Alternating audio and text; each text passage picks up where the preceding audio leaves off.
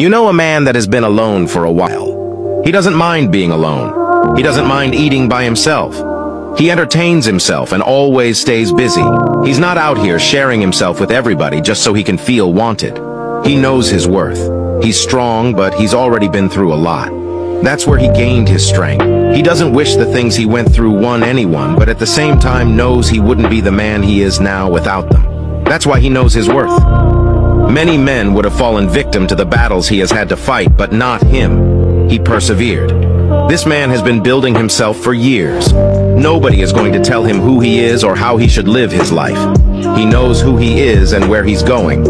Anyone who doubts him will be proven wrong. Anyone who stands in his way will be discarded. And even though he's made it this far on his own, he is always looking for someone that can be an asset to his life. Someone that will match his energy and build with him. The trouble is, finding someone like that is easier said than done these days.